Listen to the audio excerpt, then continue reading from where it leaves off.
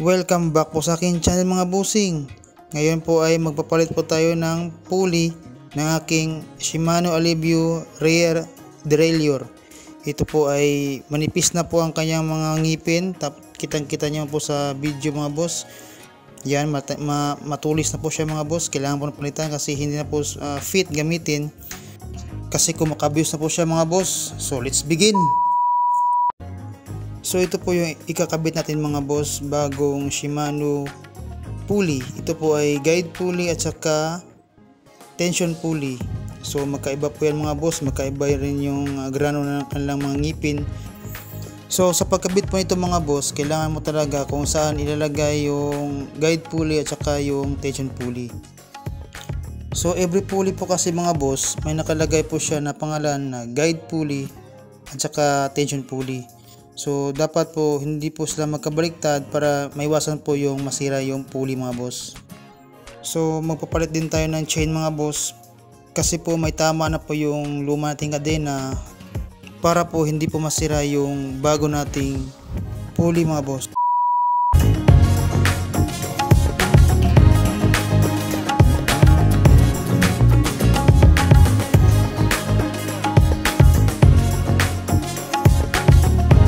A few moments later.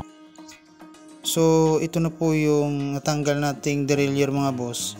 Kung napapansin nyo mga boss, yung ngipin ng pulley mga boss is parang ngipin ng pating po mga boss kasi ang tutulis na po mga boss. So imagine mga boss, 8 years na po itong ginagamit, hindi pa napapalitan, ngayon pa lang po mga boss. So ganito talaga siya ka tulis mga boss.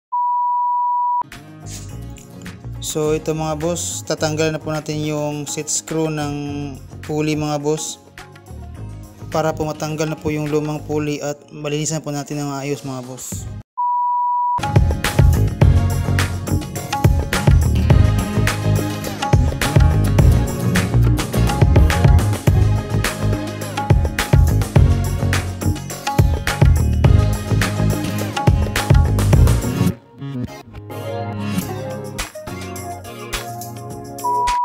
So ito mga boss, bago po natin ikabit yung bagong pulley mga boss is linisan muna natin siya mga boss gamit ang ating degreaser na may konting tubig mga boss para matanggal po yung mga lumang grasa mga boss at saka yung mga nakadikit na alikabok.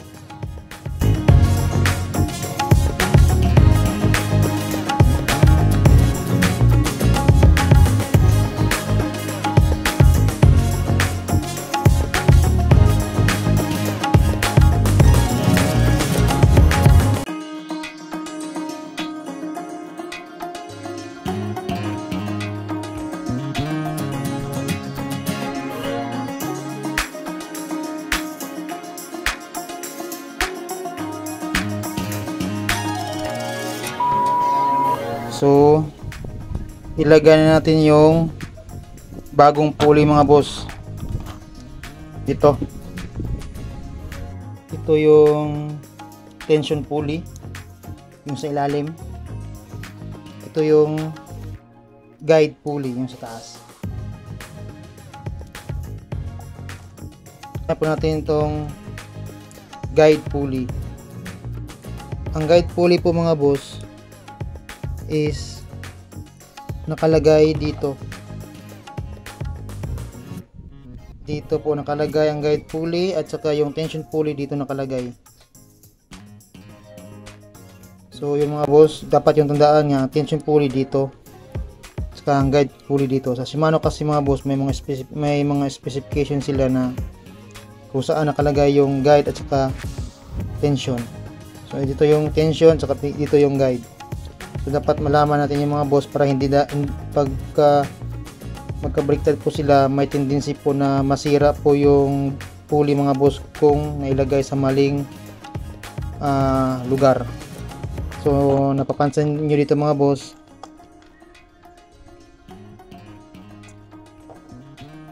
yan dalawa. Ang guide pulley po mga boss is manipis yung ngipin niya mga boss. Yan. Itong guide pulley wala po siyang arrow mga boss kasi pantay-pantay po yung yung laki ng ngipin niya. Dito naman sa tension pulley, kita nyo mga boss, sa direksyon ito, sa dito papunta dito na direksyon, so yung ngipin niya nakaganyan, may medyo may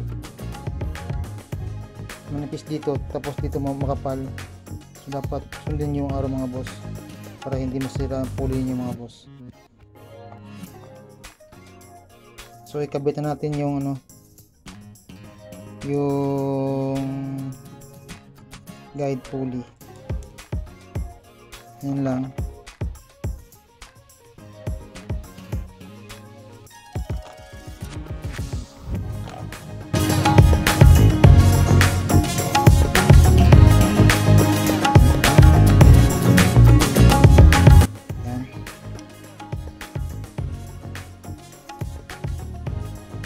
Ito yung mga boss, derailleur nyo.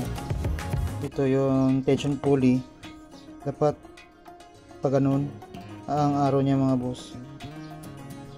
Yung araw dito mga boss, ganyan.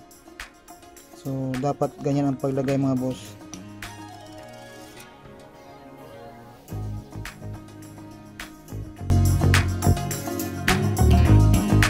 So ito na. Ito yung tension pulley, saka ito yung guide pulley. Ito po ay Cepal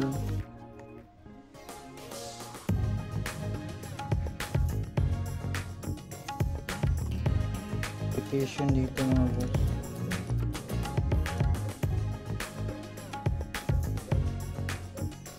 Yan.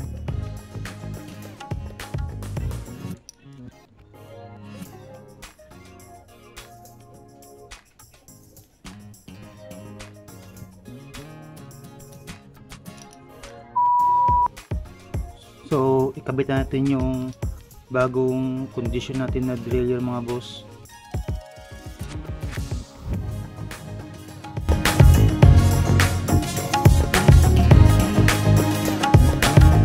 A few